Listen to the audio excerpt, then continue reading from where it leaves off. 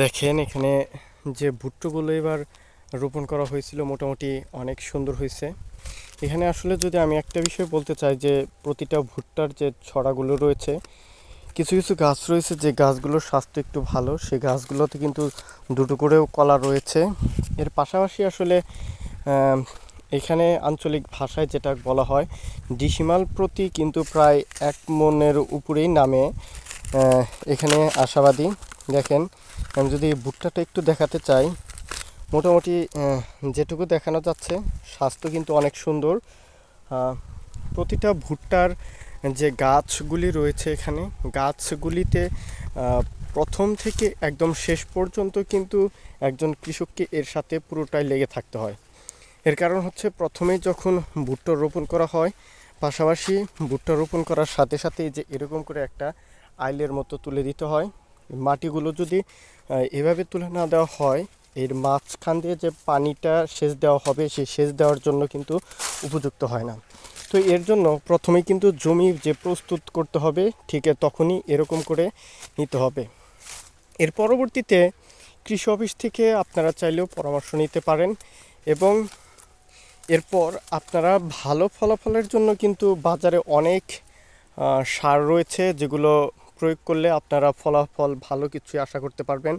ঠিক এখানেও কিন্তু প্রায় কয়েকবার পানি সেচ দেওয়া হয়েছে এবং যে সকল সারগুলি রয়েছে সেই সারগুলি কিন্তু উপরে বেশি প্রয়োগ করা যাবে না।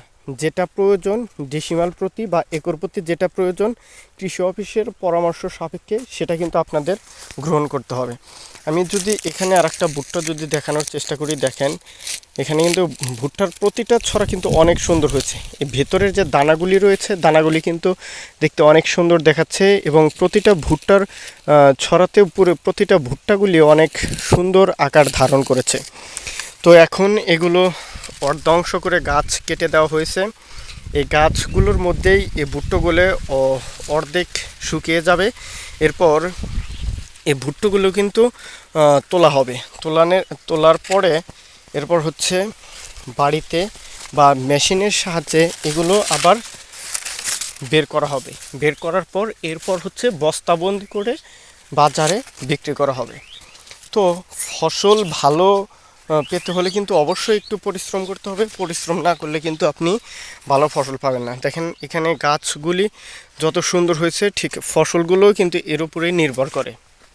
তো আল্লাহ তাআলার রহমতে এবার আমরা দেখতে পাচ্ছি যে ভালো ফলাফল কৃষকরা ঘরে তুলতে পারবে। এখানে যে জমিটুকু রয়েছে পুরোটুকুতেই কিন্তু ধানের পাশাপাশি এবার ভুট্টো রোপণ করা হয়েছে। এই ভুট্টোর পাশাপাশি কৃষকরা অনেকটাই লাভবান হয়ে থাকে। সে কারণে দেখা যাচ্ছে যে কৃষকরা এবার এটাই বেশি রোপণ করছে। এটা হচ্ছে কালিহাতী উপজেলার অন্তর্গত গহেলাবাড়ি ইউনিয়নে এটা অবস্থিত। তো এখানে কৃষকদের সাথে কথা বলে আমরা যেটা জানতে পেরেছি যে ওনারা এই জমির জন্য প্রায় অনেক সংগ্রাম করেছেন, কেননা এখানে পার্শ্ববর্তী একটা নদী রয়েছে ধলেশ্বরী নদী। বারবার কিন্তু এখানে সেই নদীর যে একটা প্রভাব সেটা কিন্তু অবশ্যই পড়েছে, কিন্তু এবার প্রায় কয়েক বছর ধরে জমিটা ওঠার পরে মাটিটা উপযুক্ত হিসাবে তারা মনে করেছে এবং তাই এখানে তারা ফসল রোপণ করেছে। তো আপনাদের কাছে সুনির্দিষ্ট কোনো তথ্য থাকলে এবং আরও কোনো কৃষি বিষয়ক সম্পর্কে জানতে চাইলে অবশ্যই আমাদের কমেন্ট বক্সে কমেন্ট করে যাবেন, আপনাদেরকে জানানোর চেষ্টা করব। ভালো থাকবেন, সুস্থ থাকবেন এবং আমাদের চ্যানেলকে সাপোর্ট করবেন। ধন্যবাদ সবাইকে।